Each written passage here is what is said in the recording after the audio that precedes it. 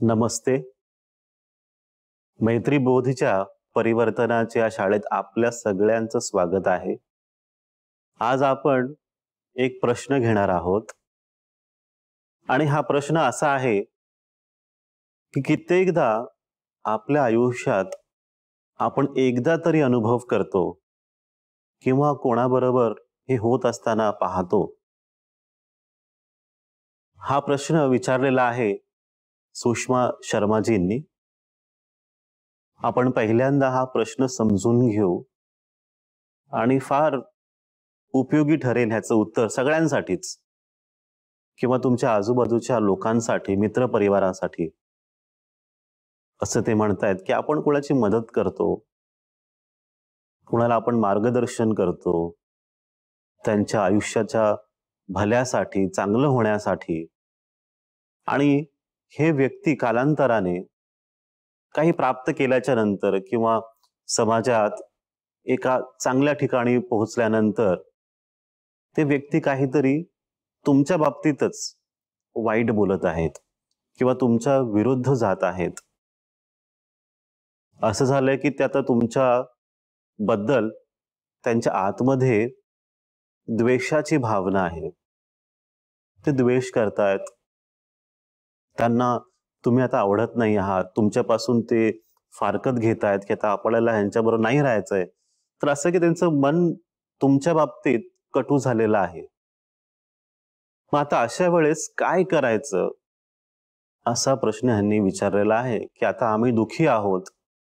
हा त्रास होतोय की ज्यांना आपण मोठं केलं, ज्यांचं आपण मार्गदर्शन केलं, तर आपल्यालाच त्रास होतोय. ते आपल्याशी वाईट वागले. मग अशा वेळेस आपण काय करायला हवं? तर ह्याचं उत्तर तुम्ही सगळं समजून घ्या सगळ्यांनी.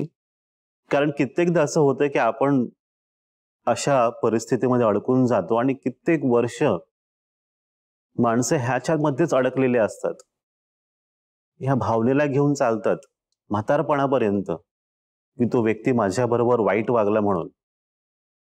तर तुम्हीही ह्या त्रासात अडकू नये किंवा तुमच्या आसपास असणाऱ्या लोकांमध्येही कोणीही व्यक्ती या अशा अनुभवामध्ये नको असावा. म्हणून तुम्ही व्यवस्थित समजून घ्यायचं उत्तर की ते जसं म्हणतायत की निस्वार्थ भाव ठेवून आम्ही मदत केली. मग दुसरी बाजू अशी होते माझी, निस्वार्थ भाव होता, मग तिथे आपल्याला अपेक्षाच नाही ठेवायला हवी. आपण जेव्हा मदत करतो, जसे आई वडील आपल्या मुलाला मोठं करतात, त्याचं भविष्य चांगलं व्हावं म्हणून, तिथे हा जो भाव असतो, हा भाव निस्वार्थपणाचा भाव असतो. अफाट प्रेम असतं. व त्यांची कुठेतरी दडलेली एक अपेक्षा असतेच की माझा मुलगा, माझी मुलगी काहीतरी चांगलं करतील मोठं होऊन. मग तिथे कुठेतरी एक क्रोध पण येतो, पण प्रेम असतं त्याच्यामध्ये सुद्धा. पण इथे असं आहे की आपण एका व्यक्तीला मोठं केलंय, त्याचं मार्गदर्शन केलंय आणि तो तुमच्या बद्दल वाईट बोलतोय, द्वेष करतोय. असं कित्येकदा गुरु असतात, शिष्य तसे करतात, आई वडिलांवरून मुलं अशी करतात. मित्र परिवारामध्ये सुद्धा असं होतं, चांगला मित्र तुमच्या विरुद्ध होतो, वाईट साईड बोलतो. मग अशा वेळेस काय करायचं आपण? आपलीच लोक, आपल्याच बरोबर राहिलेली लोक आपल्या विरुद्ध बोलत आहेत. मग काय करायचं? तर सगळ्यात पहिली गोष्ट म्हणजे ही आंतरिक यात्रा आहे. परिवर्तनाची यात्रा आंतरिक आहे. तर तुम्ही सुरुवातीला स्वीकार करा तुमच्या बरोबर जे होतंय त्या गोष्टीला, की हो आज माझ्या बरोबर हा व्यक्ती वाईट वागला आणि मला दुःख झालं, हे मी स्वीकार करतोय. हे पहा, आपण दुसऱ्यांना बदलू शकत नाही, आपण स्वतःलाच बदलू शकतो, हे सगळ्यांना माहिती आहे. त्याच्यामुळे परिवर्तनाची यात्रा सुद्धा तुमची व्यक्तिगत आंतरिक यात्रा आहे. तर आपण जे काही करू ते स्वतःसाठीच करणार आहोत आणि त्याची सुरुवात आपण स्वीकार करून करू, की हो माझ्याबरोबर वाईट झालं आणि मला वाईट वाटलेलं आहे, ह्याचा मी स्वीकार करतो. पुढची स्टेप अशी स्वीकार केल्याच्या नंतर आपण त्या व्यक्तीला क्षमा करावं. क्षमा करण्याचा प्रयत्न करूया आपण. प्रयत्न म्हणतो आपण. कित्येकदा खूपच अवघड होतं. कारण की तो व्यक्ती, तो दुसरा व्यक्ती फारच वाईट आहे. क्षमा करताच येत नाहीये, म्हणून प्रयत्न तरी करा. क्षमा केल्याच्या नंतर तुम्हाला असं वाटलं की हा व्यक्ती सुधरत नाहीये, हा व्यक्ती सारखा माझ्या मार्गामध्येच येतोय, मी जे पण काम करतोय त्याच्यामध्येच येतोय, मग अशा वेळेस त्या व्यक्तीला नक्कीच धडा शिकवावा किंवा समजवावं किंवा दंडित करावं, जर तुमच्या अधिकारात असेल तर. कारण की तेही तुमचं कर्तव्य आहे की जो व्यक्ती चुकतोय त्याला समजवावं आणि तिथून मग पुढे निघावं, थांबू नये. तुम्हाला ह्या परिवर्तनाच्या प्रवासात कुठेही थांबायचं नाहीये. त्या व्यक्तीला समजवावा आणि पुढे चला. हेच आपल्याला करायचं. त्यांना बोलवा, बसवा, त्यांच्याशी व्यवस्थित चर्चा करा, आपलं मत व्यक्त करा, व्यवस्थित त्यांच्यासमोर मांडा आणि नंतर सोडूनच द्या विषय. त्याच्यानंतर ह्या विषयाबद्दल चर्चाच करू नका, विचारही करू नका. तुम्ही तुमचं काम केलं, तुम्ही पुढे निघून गेलात. आपण जसं म्हणतोय ना की तुमच्या उन्नतीसाठी आपण इथे बसलेलो आहोत.